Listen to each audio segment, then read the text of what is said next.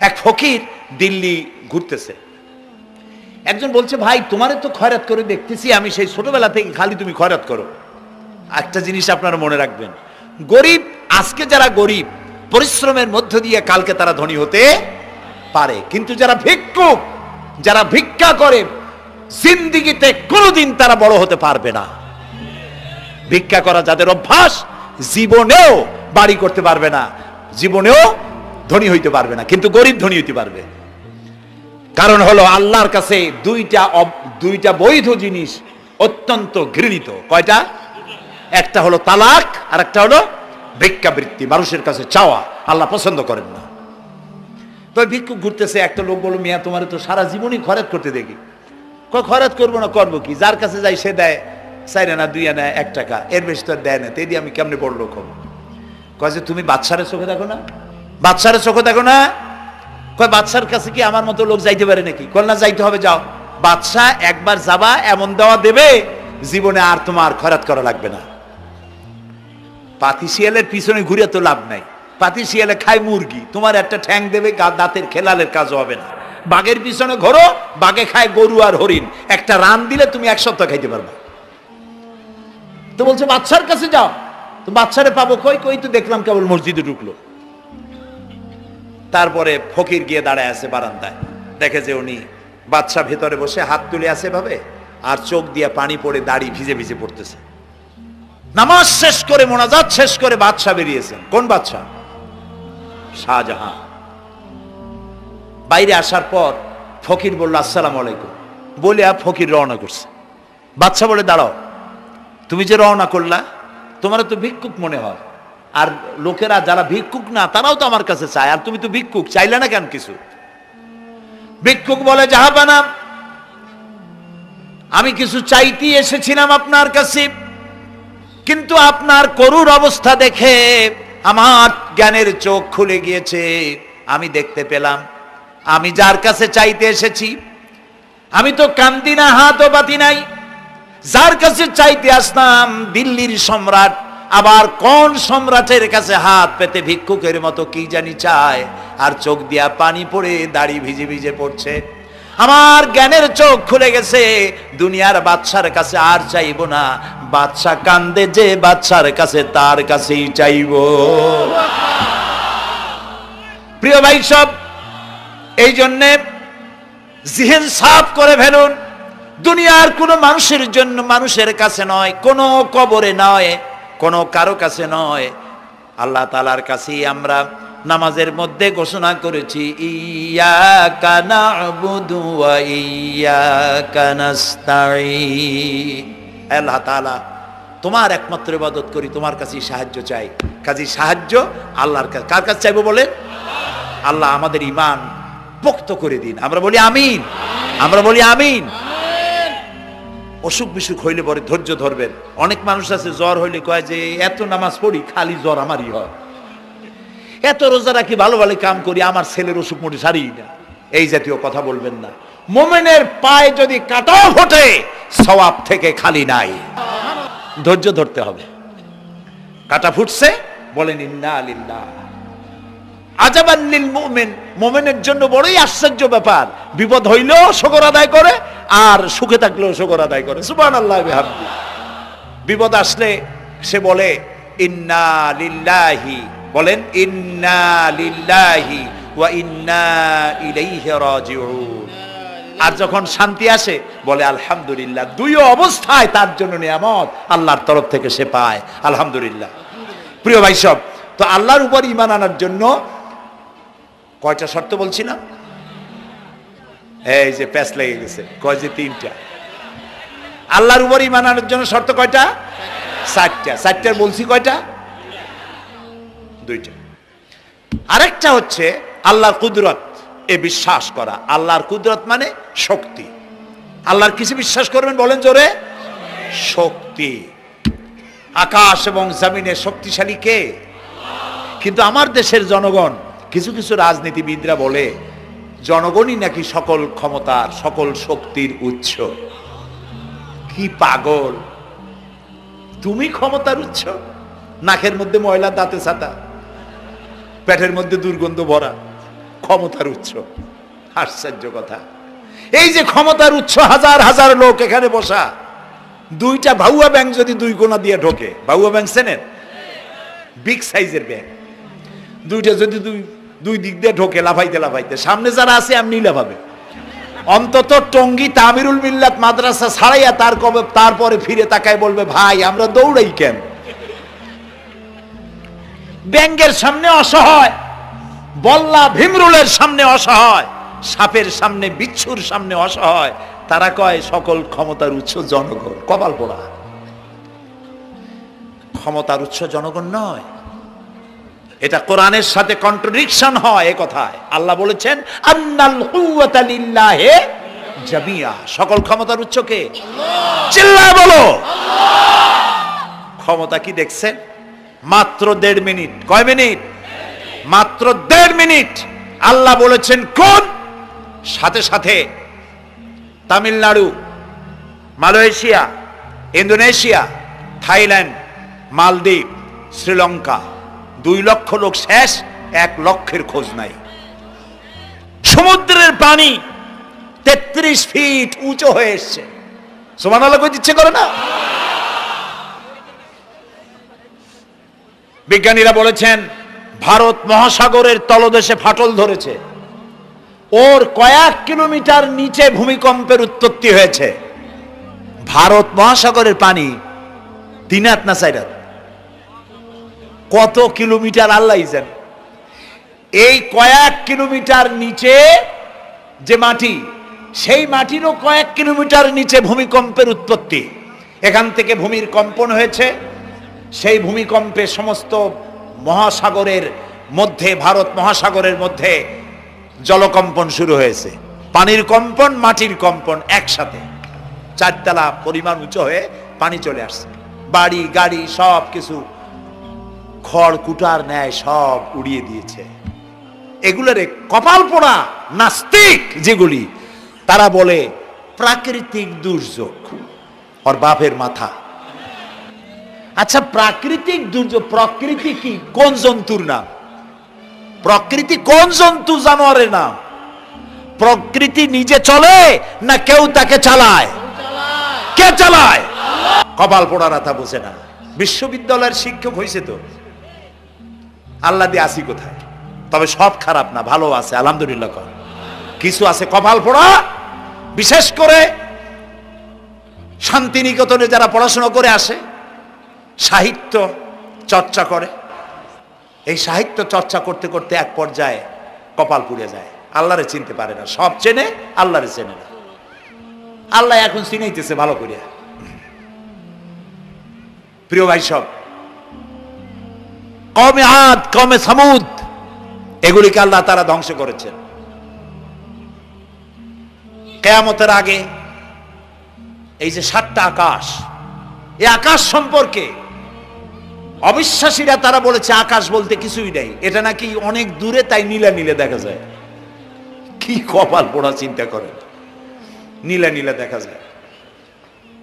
এই আকাশ মহাশূন্য।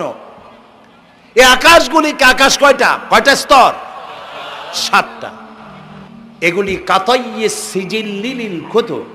কোরআনে কারিমে আল্লাহ তাআলা বলেছেন কিতাবের পৃষ্ঠার মতো কিয়ামতের আগে একটার পর একটা ঠাস ঠাস করে পড়বে, ভেঙে চুরে চুরমার হয়ে যাবে। ওয়াইদাল বিহারু ফুজ্জিরাত,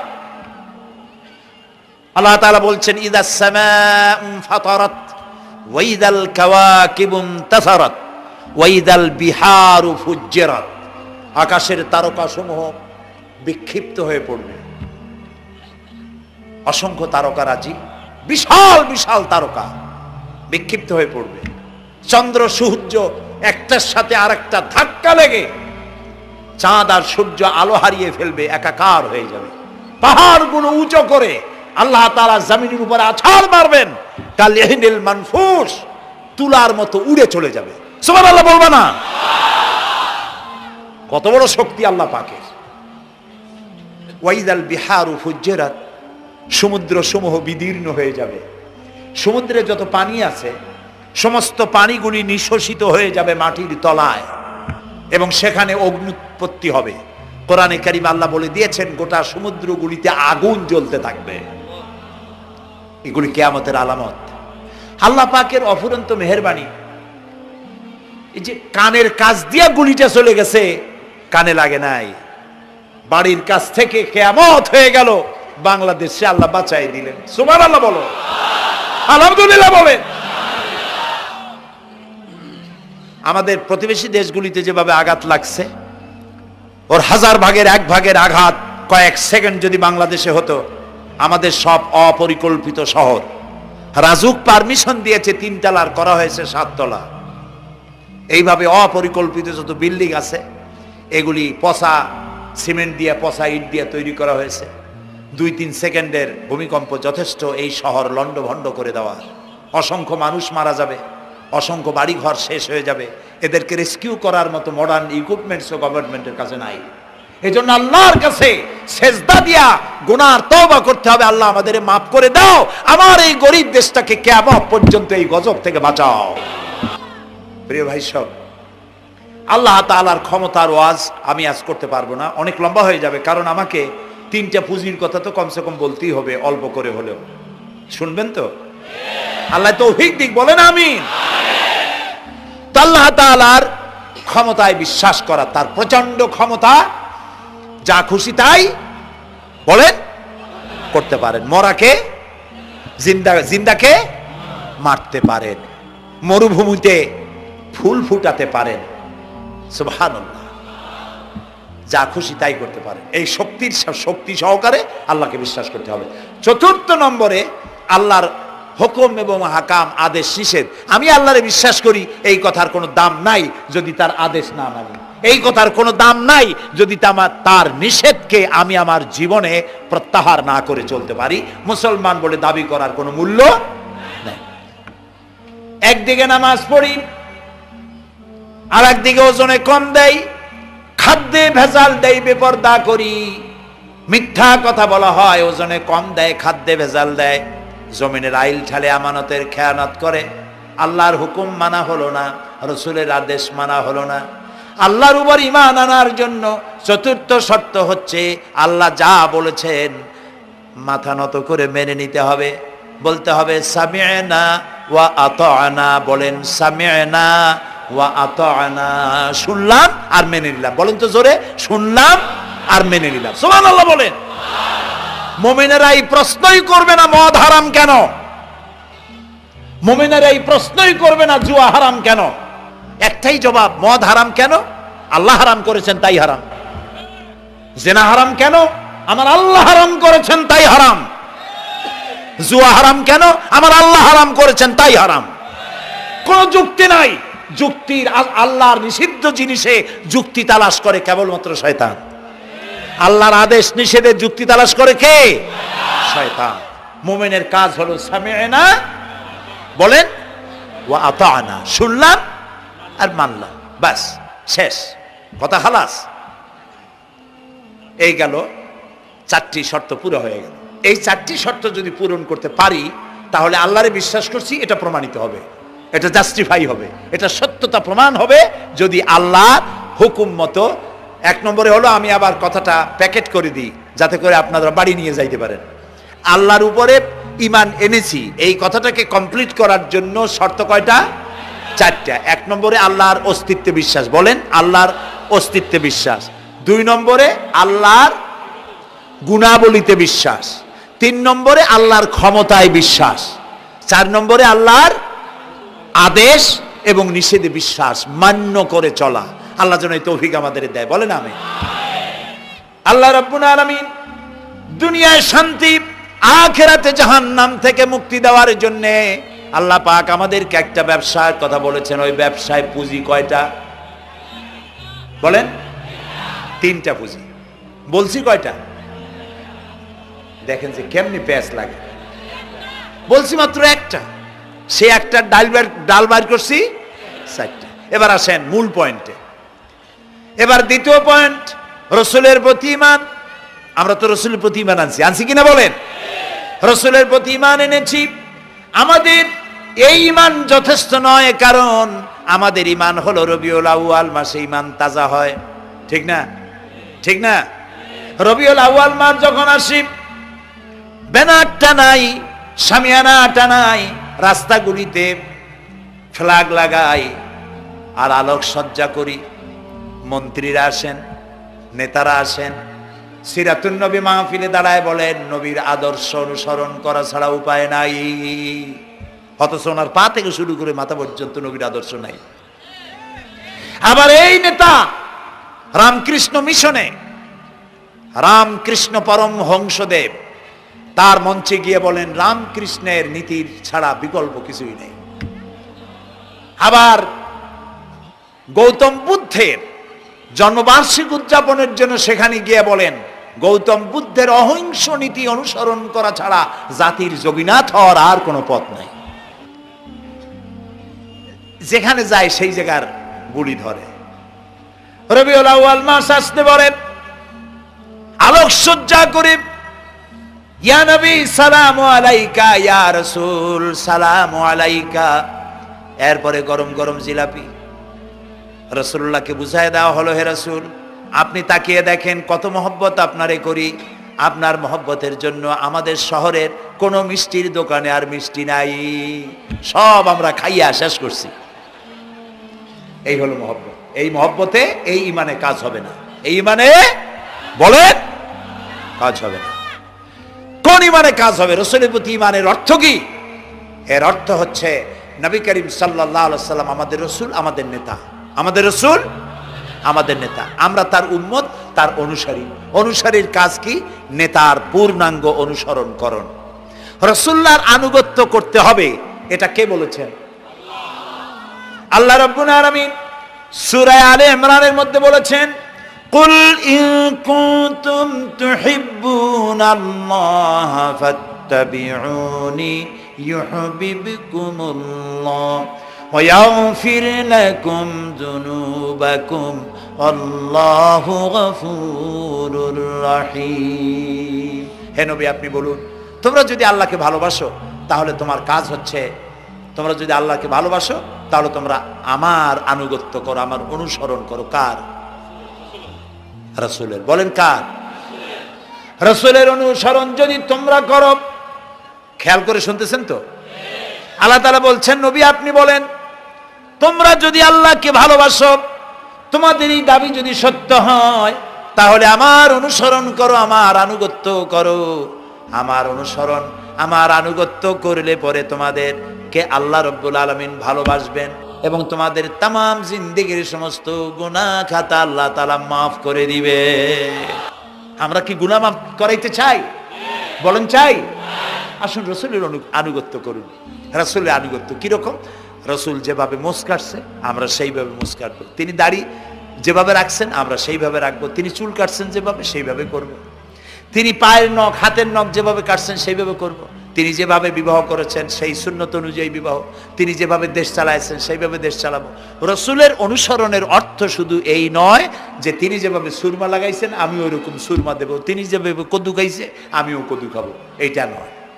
এটা নয়, শুধু রাসূলের আনুগত্য হবে মুরগির ফার্ম থেকে শুরু করে জাতিসংঘ পর্যন্ত,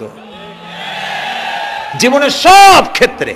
আর বিশ্বাস করতে হবে তিনি শেষ নবী, তারপরে আর কোন নবী আসবে না। আল্লাহ রাব্বুল আলামিন সূরা আহজাবের মধ্যে বলেছেন মা কানা মুহাম্মাদুন আবা আহাদিম মির রিজালিকুম ওয়ালাকির রাসূলুল্লাহি ওয়া খাতামান নাবিয়্যিন। মুহাম্মদ সাল্লাল্লাহু আলাইহি ওয়াসাল্লাম তোমাদের কোন পুরুষদের পিতা নন, তিনি আল্লাহর রাসূল এবং তাকে দিয়ে নবুয়তের মিশনকে খতম করে দেওয়া, কমপ্লিট করে দেওয়া হয়েছে। আর কোন নবী, রাসূলুল্লাহ বলেছেন লা নাবিয়্যা বাদি ওয়ালা রাসূল, আমার পরে আর কোন নবী আসবে না, রাসূল আসবে না। কথা বুঝে আসছে?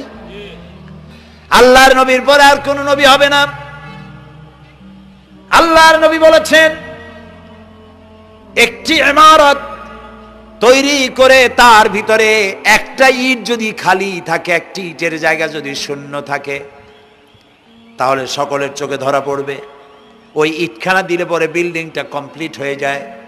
নবুয়তির যে ইমারত আল্লাহ তৈরি করেছিলেন ওর ভিতরে একটা ইটের অভাব ছিল, আল্লাহ পাক আমাকে দিয়ে সেই শূন্য জায়গা পূরণ করে দিয়ে নবুয়তের মিশনকে কমপ্লিট করে দিয়েছেন। রাসূলুল্লাহ বলেছেন আমার পরে আর কেউ নবী হবে না।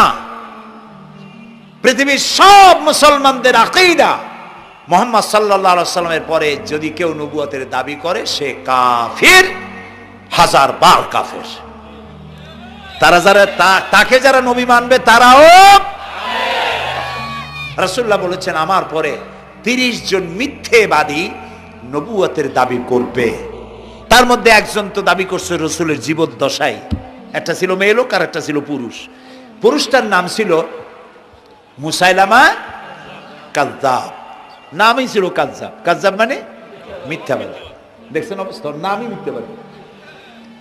উম্মতেরা কইল যে আপনি তো একজন নবী, আমরা সৌভাগ্য আর দুর্ভাগ্য হোক আপনারা নবী বলে মানলাম। মুহাম্মদ সাল্লাল্লাহু আলাইহি ওয়াসাল্লামের কাছে প্রায় জিবরাইল আসে আর ওহী আনে, আর আপনি আমাদের কোনো ওহী দিতে পারলেন না পর্যন্ত। কয় যে কেবল না নবী হইলাম, অপেক্ষা করো, ওহী আসবেন। বেশ কিছুদিন যাওয়ার পর খুব চিন্তা ভাবনা করে কয় যে ওহী একটা আসছে। উম্মতেরা সব দৌড়ে আসছে, কি ওহী? কয় যে এইমাত্র শেষ রাত্রে জিবরাইল আসছিল, আইসে আমারে কয়ে গেল একটা সূরা নাজিল করলো। সূরাটা কি? ইন্না আতাইনাকাল আকাক ফাসাল্লি লিরাব্বিকা ওয়াজআক ইন্না শানিয়াকা হুয়াল আবলাক। উম্মতেরা কয় সর্বনাশ, এই সূরা পড়তে গেলে তো আমরা কাইসা মরে যাব। এর অর্থ তো খুব বিকায়দা। কি সূরা নাজিল হলো আপনার উপরে? ইন্না আতাইনাকাল আকাক মানে আমি তোমাকে হুতুম পেশা দান করেছি, সুতরাং তুমি তোমার প্রভুর উদ্দেশ্যে নামাজ পড়ো আর চিৎকার মারো, কারণ তোমার শত্রুরা সাদা এবং কালো বর্ণের। আমরা তো আগামাথা কিছু বুঝলাম না, কি ওই? আচ্ছা ঠিক আছে, পয়গম্বর মুহাম্মদ সাল্লাল্লাহু আলাইহি সাল্লামকে তার উম্মতেরা নিয়ে যায় তাদের বাগানে, মাঝে মধ্যে নিয়ে যায়। নিলে পরে যে কুয়ায় পানি থাকে না, শূন্য কুয়া পানিতে ভরে যায়। যে গাছতলা দিয়ে তিনি হেঁটে যান, যে খেজুর গাছে খেজুর নাই সেই গাছতলা দিয়ে রাসূল হেঁটে গেলেন, গাছে ফল ধরে যায়। আপনি তো এরকম কিছু দেখাইতে পারেন না। তোমরা তো আমার নেও না, চলো না যাই। নিয়ে গেছে, যাই দেখে যে কুয়ার পাড় দিয়ে যায়, যে কুয়ায় পানি থাকে তা থাকে না, শুকায় যায়। যে গাছতলায় দিয়ে যায় ওই গাছে খোরমা থাকলে সাথে সাথে খড়ি ঝরে যায়। উম্মতের কয় কি একটা কপাল পড়া নবী পাইলাম বাকি। আল্লাহ তারে শেষ করছে দুনিয়া থেকে, জাহান্নামে চলে গেছে। সেই মহিলাটাও গেছে, সেও গেছে। রাসূলুল্লাহ বলেছেন এইরকম 30 জন মিথ্যাবাদী নবুয়তের দাবি করবে কিয়ামতের আগ পর্যন্ত। গোলাম আহমদ কাদিয়ানী, এ হলো ইতিহাসে আমরা যদ্য পাই তার পর্যন্ত 28 জন হয়েছে। মুহাম্মদ সাল্লাল্লাহু আলাইহি সাল্লামের ইন্তেকালের পর ওকে নিয়ে হয়েছে 28 জন। কয়জন হইল? বাকি আছে কয়জন? তাই বলে কিয়ামত যে এই 2 জন হইলি আগামী বছর বা 5-6 বছরের মধ্যে কিয়ামত হবে ওইটা চিন্তা করেন না। এই পৃথিবীতে একটা লোক আল্লাহ শব্দ উচ্চারণ করার যদি থাকে কিয়ামত সে পর্যন্ত হবে না। সুতরাং বহুত দেরি আছে কিয়ামতে। তবে ওর মতো আরো শয়তান 2 জন আসবে। গোলাম আহমদ কাদিয়ানী বলল আমি পয়গম্বর, আমি নবী, আমার উপরে ওহী আসে। তো তার সঙ্গে ওই যুগের বড় আলেম মাওলানা আতাউল্লাহ শাহ বুখারী রহমতুল্লাহ আলাইহি তিনি বললেন, আচ্ছা তুমি যে নবুয়তের দাবি করো এই শক্তি তুমি পাও কই? কয় যে আমার শক্তি তো কোরআনের মধ্যেই আছে আমার কথা। কোথায়? কয় সূরা সফের মধ্যে আছে। ইয়াতি মিন বাদি ইসমুহু আহমদ। ঈসা আলাইহিস সালাম আমার ব্যাপারে ফোরকাস্ট করেছেন, ভবিষ্যৎবাণী দিয়েছেন যে আমার পরে একজন আসবে, তার নাম হবে আহমদ। আমি তো সেই আহমদ। মাওলানা বুখারী বলছেন বেকুব, ঈসা আলাইহিস সালাম যার কথা বলেছেন তার নাম, ঈসা আলাইহিস সালাম যার কথা বলেছেন তার নাম হলো ফকাত আহমদ, আর তোমার নাম হলো গোলাম আহমদ। তাহলে এতে করে বোঝা যায় ঈসা আলাইহিস সালাম যার কথা বলেছেন তুমি সেই আহমদের গোলাম, তো তুমি নবুয়তের দাবি করো কেন? গোলাম আহমদ কয় যে হুজুর আমার নামের আগে গোলাম বৈশা একটু সমস্যা হয়েছে, ঠিক, তো গোলামটারে যদি বাদ দেই তাহলে তার আপনি আপত্তি করতে পারেন না আমি আহমদ থাকি আর আপনি আমার উম্মত হয়ে যান। আমি আমার কথা ঈসা আলাইহিস সালাম বলেছেন। মাওলানা বুখারী বলছেন দেখো তোমার ফতোয়া অনুযায়ী তুমি বলছো নামের প্রথম অংশ বাদ দিয়া শেষের অংশ নিয়ে তোমার উপর ঈমান আনতে, তাহলে আমার নাম আতা আল্লাহ, তোমার ফতোয়া অনুযায়ী আমার নামের প্রথম অংশ বাদ দিলাম, আতা গেছে, থাকছে আল্লাহ। আর আল্লাহ হয়ে বলছি তোর মতো গাধারে আমি নবুয়ত দেই নেই। এরপর এই শয়তানের মৌত হলো কোথায় বলেন? কোথায়? পায়খানার ভিতরে। এই কাদিয়ানীরা, গোলাম মোহাম্মদ কাদিয়ানী কাফের, ওরে যারা নবী বলে মানে তারাও কাফের। প্রিয় ভাই সব, পৃথিবীর 48টি মুসলিম দেশ কাদিয়ানীদেরকে নন মুসলিম মাইনরিটি হিসেবে ঘোষণা দিয়েছে রাষ্ট্রীয়ভাবে। সৌদি গভর্নমেন্ট আইন পাশ করেছে, কিয়ামত পর্যন্ত কাদিয়ানীরা মক্কা মদিনায় প্রবেশ করতে পারবে না। কাজী তাদের ব্যাপারে উচ্চবাচ্য কথা বলতে গিয়ে ব্যারিস্টার হন, আইনজীবী হন, যেই হন, খতমে নবুয়তের আন্দোলন যারা করে তাদের ব্যাপারে কথা বলতে গিয়ে মুখ সামনে কথা বলবেন। এদেশের মানুষ শহীদ হয়ে যাবে, কাদিয়ানীদেরকে বরদাস্ত করবে না। আমাদের দেশে হিন্দু, থামুন, আমাদের দেশে হিন্দু, খ্রিস্টান, বৌদ্ধ আমাদের দেশের নাগরিক অধিকার ভোগ করে না? আমাদের সমান নাগরিক অধিকার তারা ভোগ করে। কাদিয়ানীরাও হিন্দু খ্রিস্টানদের মতো নন মুসলিম মাইনরিটি হিসেবে এদেশে বসবাস করে নাগরিক সুবিধা ভোগ করবেন, কোনো অসুবিধা নাই। কিন্তু আপনি মুসলমান বলে দাবি করবেন না, শেষ নবী মানবেন না, আমরা এই ব্যাপারে কিয়ামত পর্যন্ত আপোষ করব না। কেবলমাত্র মূর্খ, দালাল, হারামখোর তারাই কাদিয়ানীদের পক্ষ অবলম্বন করতে পারে, ইমানদারেরা পারে না।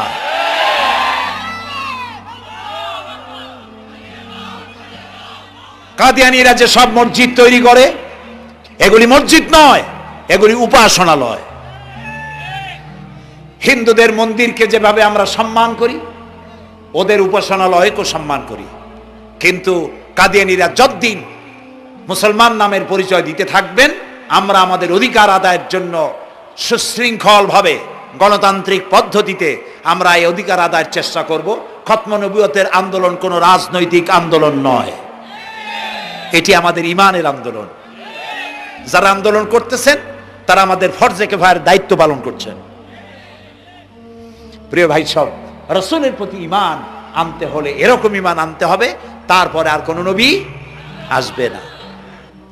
তারপরে কথা হলো তাকে অনুসরণ করতে হবে পায়ের নখকাটা থেকে শুরু করে মাথার চুল পর্যন্ত, জীবনের সব ক্ষেত্রে রাসূলের অনুসরণ করতে হবে।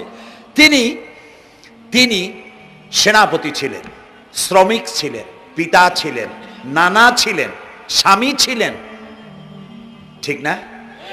তিনি রাষ্ট্রপ্রধানও ছিলেন। প্রিয় ভাই সব, এই যে আল্লাহ রাব্বুল আলামিন মুসলমানদেরকে পৃথিবীর মধ্যে সবথেকে বেশি শান্তি প্রিয় করেছেন, কোন আলহামদুলিল্লাহ। তোমরা আমার মক্কা যাইয়া দেখো, মক্কা মদিনায় যাইয়া দেখো, আমাদের কও সন্ত্রাসী।